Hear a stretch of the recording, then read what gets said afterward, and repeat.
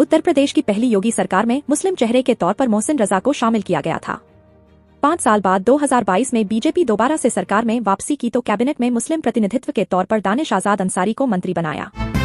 वरिष्ठ कांग्रेस नेता और राज्यसभा सांसद पी चिदम्बरम ने गुरुवार को विपक्षी गठबंधन Indian national democratic inclusive alliance की स्थिति को लेकर गंभीर चिंता जताई। उन्होंने कहा कि उन्हें नहीं लगता कि यह गठबंधन अब भी पूरी तरह से अस्तित्व में है। हालांकि उन्होंने यह भी जोड़ा कि अभी वक्त है और इसे बचाया जा सकता है। उत्तर प्रदेश के अमेठी के चांदगढ़ में पहुंचे सपा अध्यक्ष अखिलेश यादव ने बीजेपी और स्थानीय विधायक राकेश प्रताप पर तीखा हमला बोला। उन्होंने कहा कि राकेश प्रताप की हर दल में टिकट की संभावनाएं अब खत्म हो चुकी हैं। बीजेपी पर तंज कसते हुए उन्होंने कहा कि जब बीजेपी खुद अपनी पार्टी की सगी नहीं है तो एहसान फरामोशों के लिए वह कितनी सगी होगी।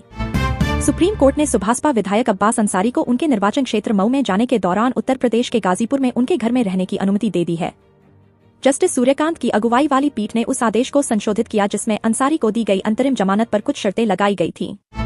पहलगाम हमले के बाद शुरू हुए भारत पाकिस्तान तनाव में 10 मई को हुए सीज फायर के बाद से शांति बहाल होने लगी है। लेकिन भारत सरकार के इस फैसले पर कई लोग सवाल भी उठा रहे हैं। सबसे ज्यादा बात पाकिस्तान के कब्जे वाले कश्मीर यानी पीओके को लेकर हो रही है। लोकसभा में विपक्ष के नेता राहुल गांधी ने गुरुवार 15 मई 2025 को दरभंगा के एक छात्रावास में शिक्षा न्याय संवाद के दौरान छात्रों को संबोधित किया। हालांकि छात्रावास में राहुल गांधी के कार्यक्रम की अनुमति नहीं मिली थी। यहां वे केंद्र सरकार और पीएम मोदी पर जमकर बोले। इस बीच बीजेपी के सांसद और पूर्व केंद्रीय मंत्री रविशंकर प्रसाद ने राहुल गांधी पर तंज कसते हुए कहा कि नाटक करने में वह काफी तेज हैं।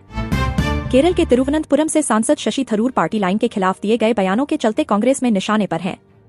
इस बीच केंद्र की मोदी सरकार थरूर को अहम जिम्मेदारी देने जा रही है। दरअसल सरकार ने आतंकवाद पर पाकिस्तान की सच्चाई से दुनिया भर को रूबरू करवाने की योजना बनाई है।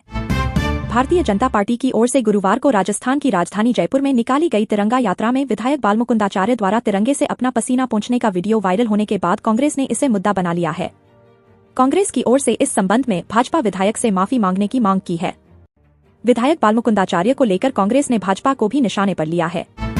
अपनी जनता पार्टी के राष्ट्रीय अध्यक्ष स्वामी प्रसाद मौर्य ने ऑपरेशन सिंदूर की सफलता पर सवाल खड़े किए हैं। उन्होंने कहा कि जब तक सारे आतंकी नहीं मारे जाते तब तक यह ऑपरेशन सफल नहीं हो सकता है। इसके अलावा उन्होंने सैन्य अधिकारियों के लिए जातिसूचक शब्द प्रयोग करने पर समाजवादी पार्टी के नेता राम गोपाल यादव की आलोचना भी की। मध्य प्रदेश के उप मुख्यमंत्री जगदीश देवड़ा ने सेना पर अभद्र टिप्पणी की है। जबलपुर में आयोजित सिविल डिफेंस वॉलंटियर्स के प्रशिक्षण कार्यक्रम के दौरान डिप्टी सीएम जगदीश देवड़ा के एक बयान ने राजनीतिक हलकों में हलचल मचा दी है। उप मुख्यमंत्री देवड़ा ने कहा, पूरा देश की सेना और सैनिक प्रधानमंत्री मोदी के चरणों में नतमस्तक हैं। इस बयान को लेकर आरोप लग रहे हैं कि उन्होंने भारतीय सेना का अपमान किया है।